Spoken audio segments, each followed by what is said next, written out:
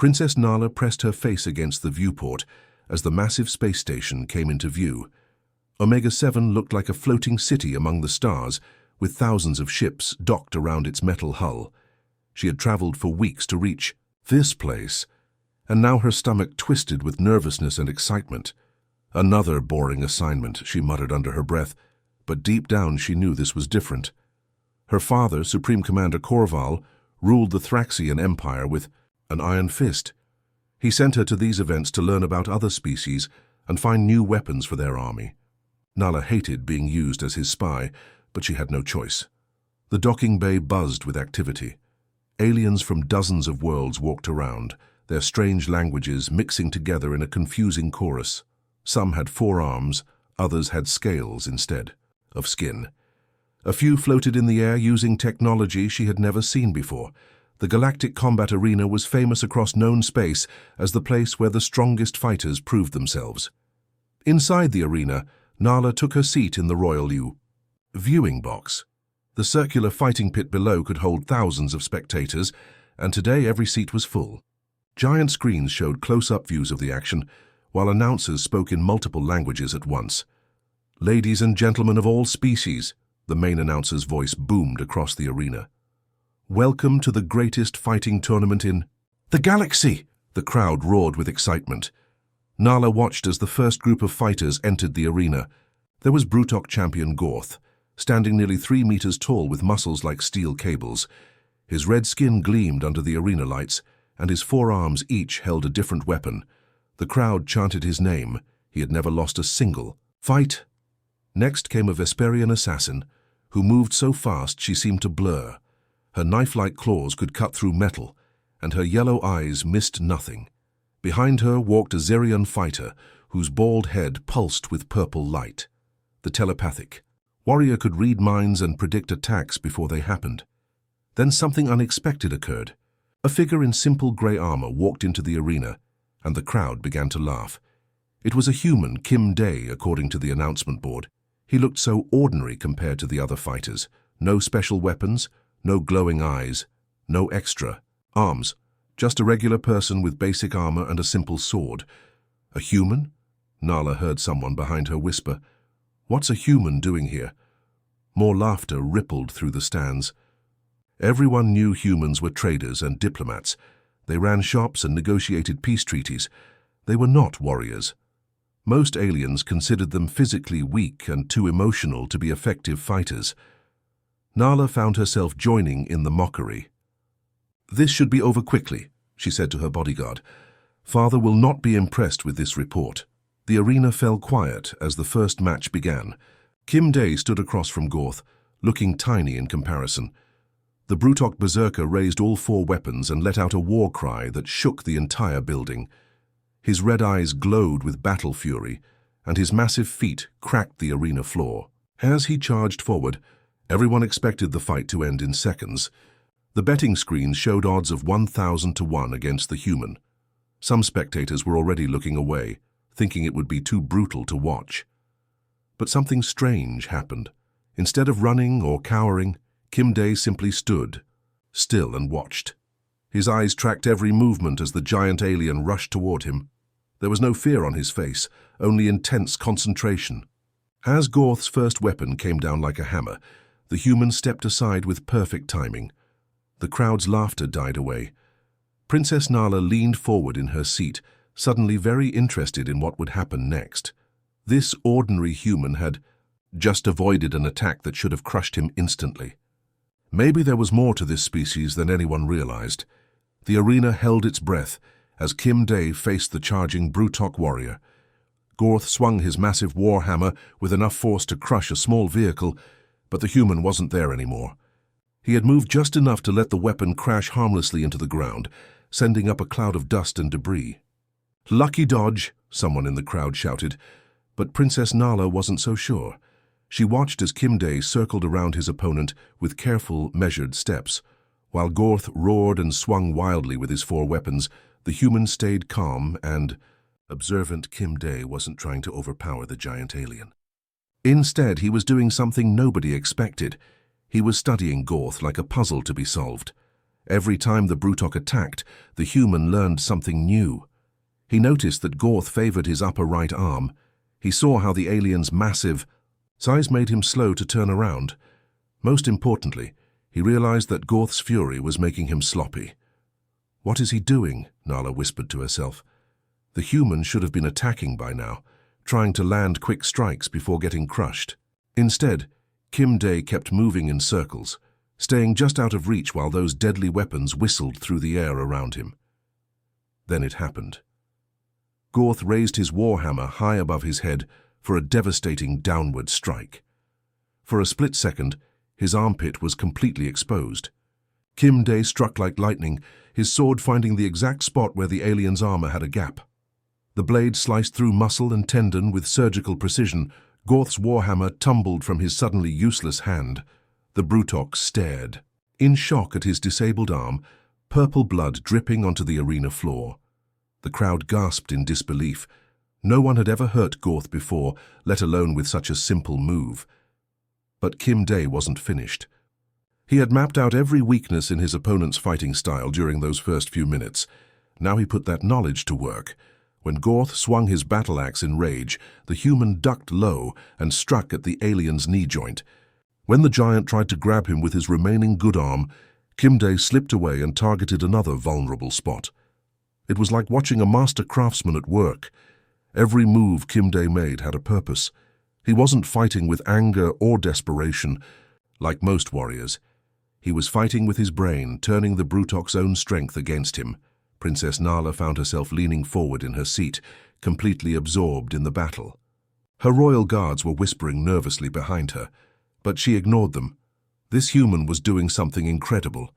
He was defeating a champion who had never lost, and he was doing it through pure intelligence and skill. Gorth was bleeding, from a dozen small wounds now. Each cut was perfectly placed to weaken him further. The alien's movements grew slower and more desperate as he realized what was happening.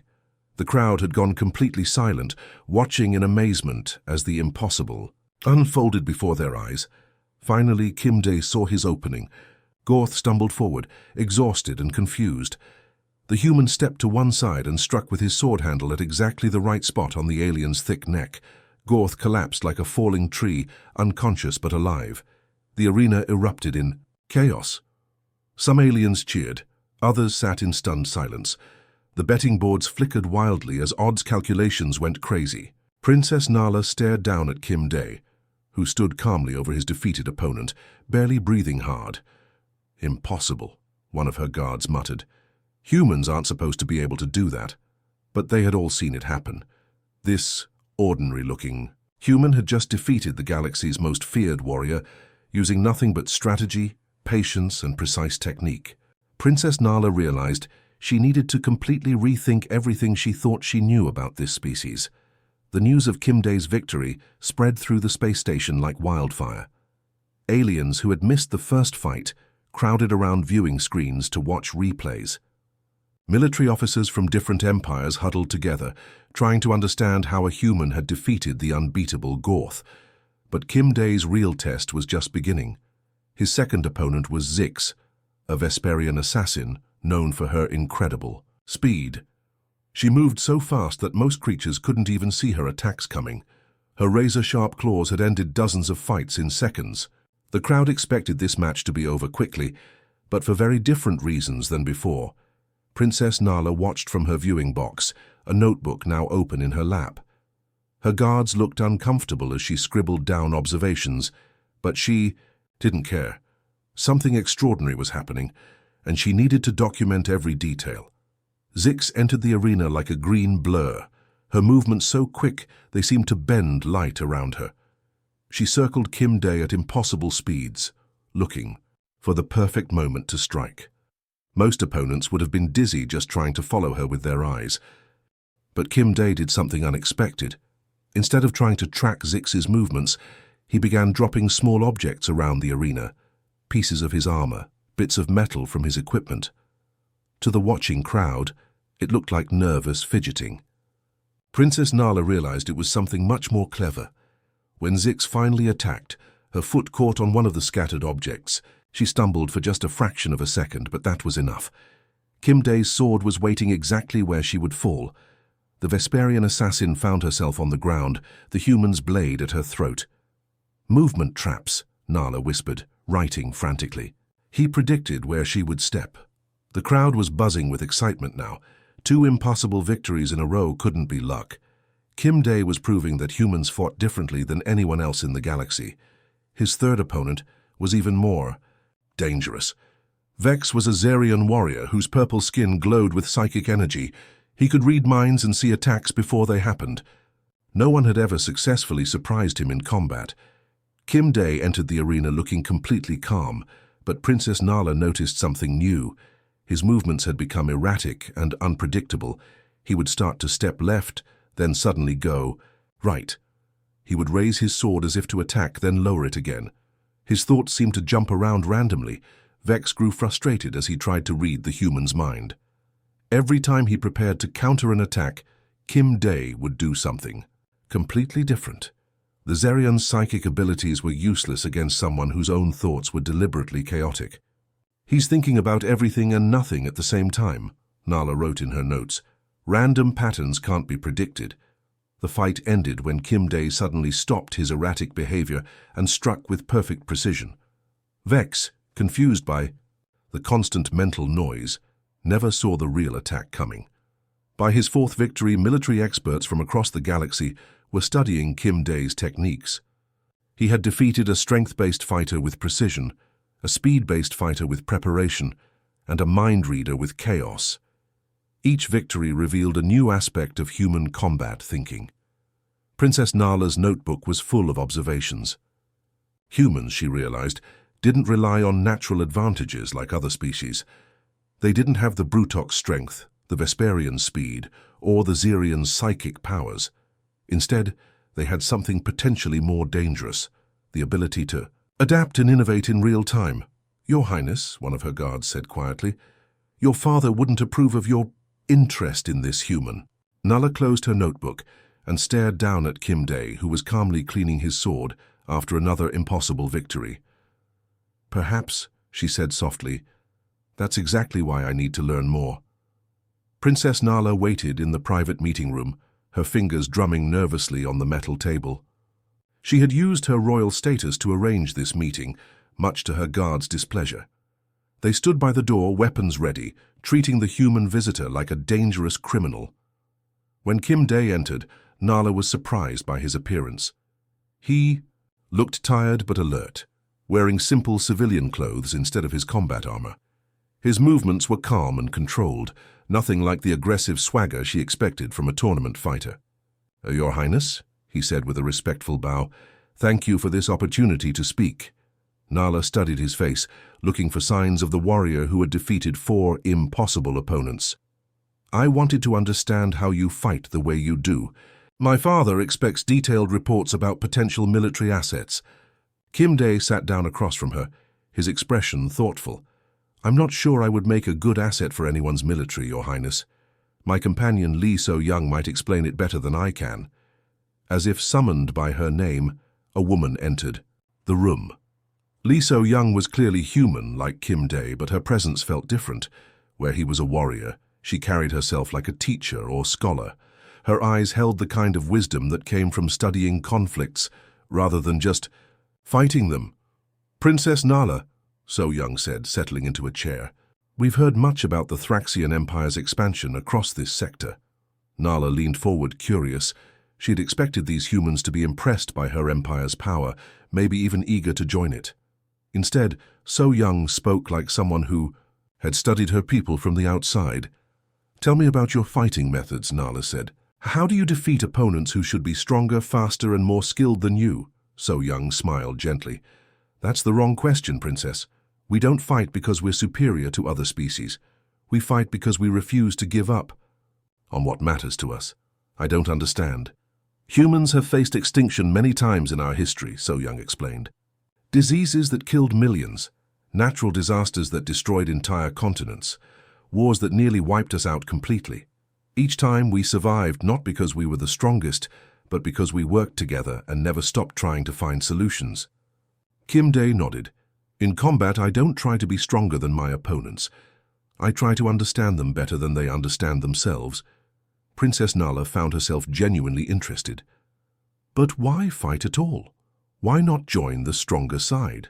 So Young's expression grew serious. Because some things are worth more than survival, Princess. Our freedom, our families, our right to choose our own path. We've learned that giving up those things for safety often leads to losing both. The Thraxian Empire offers protection and order, Nala said, repeating words she had heard her father speak countless times. Worlds that join us prosper under our guidance. The temperature in the room seemed to drop. Kim Day and So Young exchanged a look that made Nala's guards shift nervously. We've studied your empire's expansion, Princess, So Young said quietly. We know what happened to the Zephyrian colonies. We know about the mining operations on Kepler-7. We know about the volunteer labor programs. Nala felt her cheeks burn. Those were classified military operations. How could these humans know about them?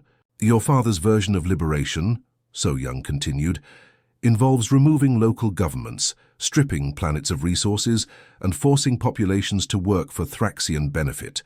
That's not protection, that's conquest. Those worlds needed our help, Nala protested, but her voice lacked conviction. Did they ask for it? Kim Day asked simply. The question hung in the air like a challenge. Princess Nala realized she had never considered whether the conquered worlds had wanted Thraxian help. Her father had always said they were bringing civilization. 2 backward planets. If your empire came to our world, So Young said, we would resist, not because we think we could win, but because surrender would mean betraying everything we believe in. That's why Kim Day fights the way he does. He's not trying to prove humans are superior. He's proving that we won't give up. Princess Nala stared at both humans, her mind racing. Everything they said challenged the foundations of her worldview, but their words carried a weight of truth that made her father's grand speeches suddenly sound hollow. Princess Nala couldn't sleep after her meeting with the humans. Their words kept echoing in her mind, making her question everything she had been taught about her empire's noble mission. She paced around her quarters on the space station, staring out at the stars through the large viewport. Her personal communication device chimed softly, indicating an encrypted message from home. Nala expected it to be routine updates from the palace, but what she found made her blood run cold. The message was marked with her father's highest security seal. It wasn't meant for her. Somehow the communication system had routed it to her. Device by mistake. Supreme Commander Corval was speaking with General Thax, his most trusted military advisor. The human fighters must not leave this station alive, her father's voice said through the recording. Their combat methods are too dangerous to allow other species to learn. Nala's hands shook as she listened to the rest of the conversation. Her father wasn't interested in recruiting Kim Day and Lee So Young for the Thraxian military. He saw them as a threat that needed to be eliminated immediately. But, sir, General Thax replied, they're competing in a legal tournament. Killing them openly would cause diplomatic problems. Then make it look like an accident. Corval's voice was ice-cold. Arena malfunctions happen. Equipment failures. Opponent weapons that mysteriously don't have safety protocols activated. I don't care how you do it. Just make sure those humans never share their knowledge with anyone else. The recording ended, leaving Nala staring at her device in horror. Her father wasn't just planning murder. He was planning to do it in a way that would make the humans look like they had died from bad luck or inferior equipment. She thought about Kim Day's calm dignity during their meeting. She remembered Lee So Young's passionate words about protecting what mattered most. These weren't dangerous criminals or enemy spies. They were people who had shown her a different way of thinking about strength and honor. Nala's door chimed. One of her guards entered without waiting for permission, something that only happened during emergencies. Your Highness, the guard said nervously, your father has sent new orders. You're to return to Thraxian space immediately after tomorrow's matches. Your mission here is complete. What about the tournament finals? Nala asked, though she already knew the answer. The Supreme Commander doesn't expect the humans to reach the finals, the guard replied carefully. After the guard left, Nala sat on her bed and stared at the wall. Her entire life had been planned out for her. What to study, who to meet, which planets to visit for the Empire's benefit. She had always obeyed her father's orders without question, even when she disagreed with them. But this was different. This wasn't about politics or military strategy. This was about two people who had treated her with respect and honesty. People who would die tomorrow because her father was afraid of their ideas spreading. Nala walked to her window and looked down at the arena levels below. Somewhere down there, Kim Dae and Lee So-young were probably preparing for their next matches, unaware that they were walking into a trap. They trusted that the tournament would be fair, that their skills would be enough to keep them safe. She could warn them. A simple message, a quiet conversation in the hallway. But doing so would mean betraying her own empire, her own father. If anyone discovered she had interfered, she would lose everything, her title, her position, possibly even her life. Princess Nala closed her eyes and tried to imagine explaining to her father why she had let the humans die. Then she tried to imagine living with herself if she said nothing and watched them get murdered. The choice wasn't really about loyalty to the Empire versus loyalty to strangers. It was about what kind of person she wanted to be. Did she want to be someone who stood by and watched innocent people die, or someone who did the right thing regardless of the cost? Her hands were steady now as she reached for her communication device. Whatever happened next, she would face it knowing she had chosen to act with honor rather than fear. Princess Nala found Kim Dae and Lee So-young in the station's lower maintenance tunnels, away from the crowds and security cameras. They were sitting quietly together, reviewing footage of their upcoming opponents on a small portable screen. When they saw her approach, both humans stood respectfully. "Your Highness," Lee So-young said softly. "This is an unexpected place for a meeting." Nala's heart pounded as she looked around to make sure they were alone. "I have something important to tell you. My father plans to kill you both during tomorrow's matches." She expected shock or fear, but Kim Dae and So-young just exchanged a knowing look. "We suspected something like this," Kim Dae said calmly. "The security around us has tripled since yesterday. Too many guards watching us. Too many accidental equipment checks of our gear. Plus," So-young added, "we've noticed some interesting modifications to the arena's safety systems. Emergency stops that have been disabled. Medical response teams that have been reassigned to other duties." Princess Nala stared at them. "You knew this was coming and you're still planning to fight?" "Running away won't solve anything," Kim Dae explained. "Your father's reach extends far beyond this station. If we flee now, we'll spend the rest of our lives looking over our shoulders."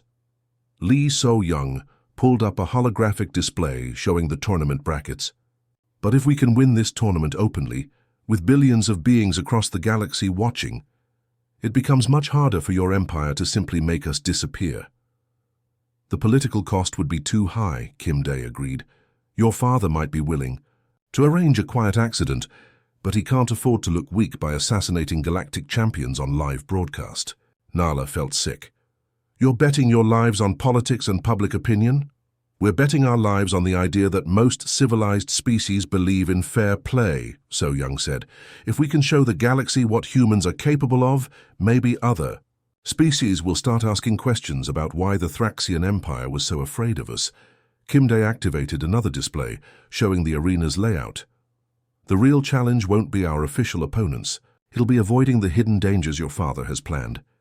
"What kind of dangers?" Nala asked. "Weapon malfunctions that aren't really malfunctions," So-young explained. "Arena floor panels that might collapse at the wrong moment. Energy barriers that might fail when we need them most. Plus, there will probably be snipers positioned around the arena, ready to take advantage of any confusion." "This is insane," Nala whispered. "You're walking into a death trap."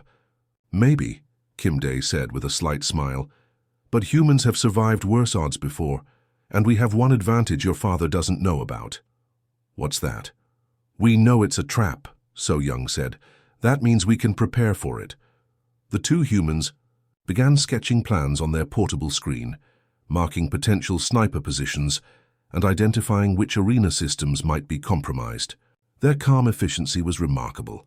They were planning for assassination attempts the way other people planned for bad weather.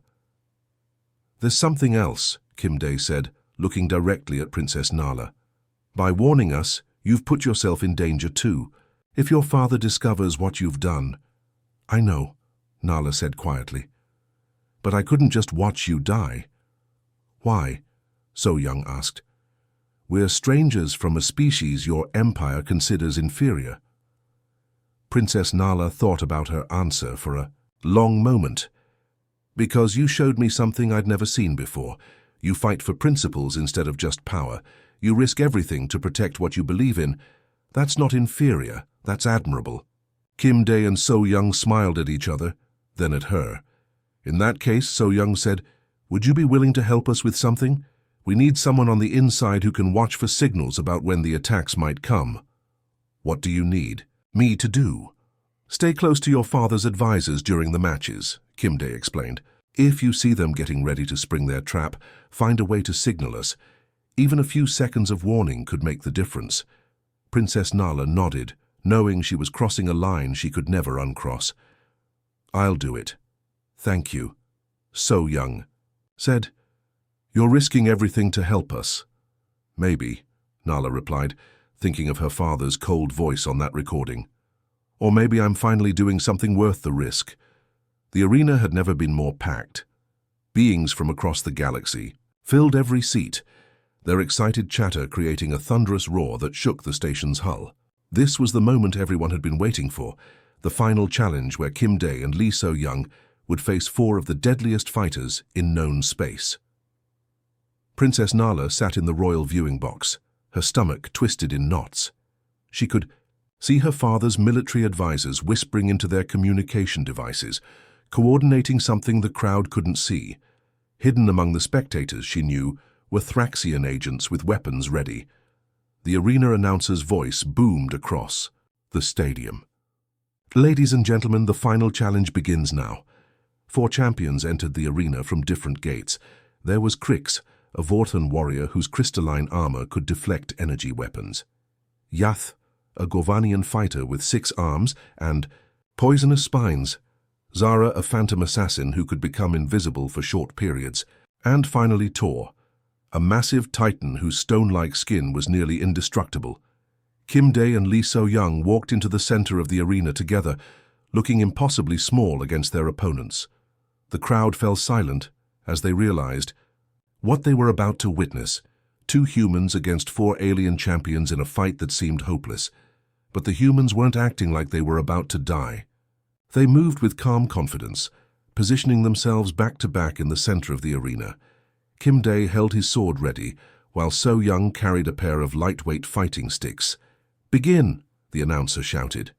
All 4 alien champions attacked at once, trying to overwhelm the humans with sheer numbers. But something incredible happened. Instead of panicking or trying to fight separately, Kim Dae and So Young moved like they shared the same mind. When Krix charged with his crystal spear, Kim Dae stepped aside and guided the attack toward Yath. The Gorvanian had to dodge his own ally's weapon, throwing off his timing. So Young used that moment to strike at Yath's exposed joints with her fighting sticks. Zara tried to use her invisibility to sneak up on the humans, but they had anticipated this. So Young scattered reflective dust in the air, a trick they had prepared earlier. The invisible assassin's outline became visible as the dust stuck to her body. The crowd gasped as they watched the humans turn their opponent's advantages into weaknesses. When Tor tried to crush them with his massive fists, they used his own momentum to slam him into Krix's crystal armor. The impact sent both aliens staggering. Princess Nala watched in amazement as the 2 humans demonstrated something she had never seen before: perfect teamwork under impossible pressure. They didn't just fight as individuals, they fought as a single unit, each covering the other's blind spots. "Impossible," she heard one of her father's advisors mutter. "They're supposed to be losing by now." The crowd was starting to cheer. What had begun as a spectacle to watch the humans get destroyed was turning into the greatest display of tactical fighting anyone had ever seen. Aliens who had never heard of humanity before were jumping to their feet, shouting encouragement. Kim Dae caught Yath's poisonous spine attack with his sword and redirected it toward Zara, who barely dodged in time. So Young used her fighting sticks to trip Tor, sending the massive titan crashing into Krix again. But the humans were getting tired. 4 against 2 was still terrible odds, even with superior tactics. Sweat poured down their faces as they continued their deadly dance, always moving, always thinking 3 steps ahead. That's when Princess Nala saw it. One of her father's advisors speaking urgently into his communication device. Through the royal box's enhanced audio system, she caught a few words. Activate the contingency now. Hidden panels in the arena walls slid open. Nala's heart stopped as she saw the glint of sniper rifles being raised. The crowd was so focused on the fight that they didn't notice the new threat. The humans were about to win their impossible battle, but her father's assassins were ready to make sure they never left the arena alive. The crowd erupted in wild cheers as Kim Dae and Lee So-young stood victorious over their 4 defeated opponents. The impossible had happened. 2 humans had won the greatest fighting tournament in galactic history. Beings from hundreds of worlds were on their feet, chanting the humans' names. But Princess Nala wasn't celebrating. She watched in horror as her father's snipers took aim from their hidden positions. The humans were exhausted from their incredible fight, standing in the center of the arena like perfect targets. "Execute them now," she heard General Thax say into his communicator. "Make it look like celebrating spectators got carried away." Nala's blood turned to ice. Her father's plan was falling apart because the humans had actually won, so now he was abandoning all pretense of secrecy. The snipers raised their weapons, preparing to gun down Kim Dae and So-young in front of billions of witnesses. Without thinking, Princess Nala lunged for the arena control panel in the royal viewing box. Her fingers flew over the emergency controls, activating every safety protocol at once. Energy barriers slammed down around the arena floor, protecting the humans from the sniper fire that erupted from the hidden positions. "What are you doing?" General Thax roared, spinning to face her. "Something I should have done long ago," Nala replied, continuing to work the controls. She sealed all the arena exits and activated the station's emergency broadcast system. Now, the entire galaxy could see everything that was happening. Alarm sirens wailed throughout the space station as Thraxian soldiers poured into the arena levels. They weren't trying to maintain secrecy anymore. They were coming in full military gear, weapons ready to kill anyone who got in their way. "Princess Nala," her father's voice boomed over the communication system. "Stand down immediately. You are committing treason against the Thraxian Empire." Nala grabbed a microphone and spoke to the billions of beings watching the broadcast. "Citizens of the galaxy, witness what the Thraxian Empire does when beings refuse to bow to our power. My father ordered the murder of these humans because he fears what they represent. The idea that strength comes from principles, not just force." Kim Dae and Lee So-young looked up at her through the energy barrier, understanding immediately what she had done. The exhausted humans prepared to fight again, this time against an entire army. "Lower the barriers, daughter." Supreme Commander Corval's voice was ice-cold. "This ends now." "You're right," Nala said, her hand hovering over the barrier controls. "It does end now." She deactivated the barriers, but instead of leaving the humans exposed, she did something that shocked everyone watching. Princess Nala jumped down into the arena, landing beside Kim Dae and So-young. In her hand was a Thraxian ceremonial blade, and her royal robes billowed around her as she took a fighting stance. "Princess, what are you doing?" Kim Dae asked. "Choosing my side," she replied simply. The arena doors burst open as Thraxian soldiers flooded in. There were dozens of them, all armed with advanced weapons and military armor. Against them stood 2 exhausted humans and 1 princess who had never fought a real battle in her life. The crowd gasped as they realized what they were witnessing. This wasn't just about humans anymore. This was about a member of the Thraxian royal family standing up to her own empire's brutality. "Surrender now," the lead soldier called out, "and your deaths will be quick." Lee So-young raised her fighting sticks, still breathing hard from the tournament battle. "We don't surrender." Kim Dae lifted his sword, the blade reflecting the arena. "Lights. We've come too far to give up now." Princess Nala held her ceremonial blade with shaking hands, knowing she was probably about to die. But for the first time in her life, she felt truly free. "The galaxy is watching, Father," Show them what the Thraxian Empire really stands for. The soldiers advanced, their weapons charging with deadly energy. In the stands, aliens from hundreds of worlds watched in stunned silence as the greatest sporting event in galactic history turned into something much more important, a battle between two different ideas of what it meant to be strong. The humans had won their tournament, but the real fight was just beginning, and this time they weren't fighting alone. The arena floor became a battlefield as chaos erupted from all directions.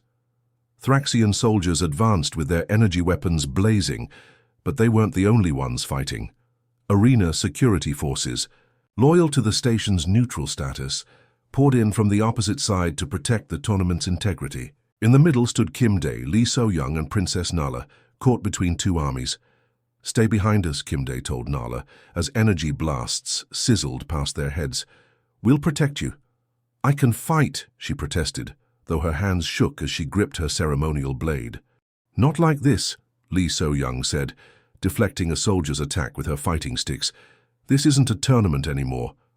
The crowd watched in stunned silence as the humans transformed before their eyes. Gone was the calculated, methodical, fighting style they had shown in the tournament. Now they fought with raw desperation, knowing that Princess Nala's life depended on them. Kim Dae moved like a force of nature, his sword cutting through enemy weapons and armor with impossible precision. But he wasn't trying to win. He was trying to create space for Nala to stay safe.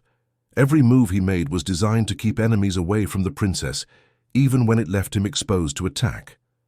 Lee So-young fought beside him with the same protective fury.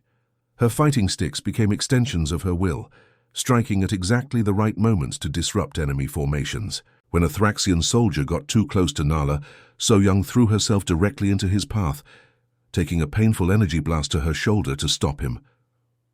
"Why are you doing this?" Nala shouted over the sound of weapons fire. "You barely know me."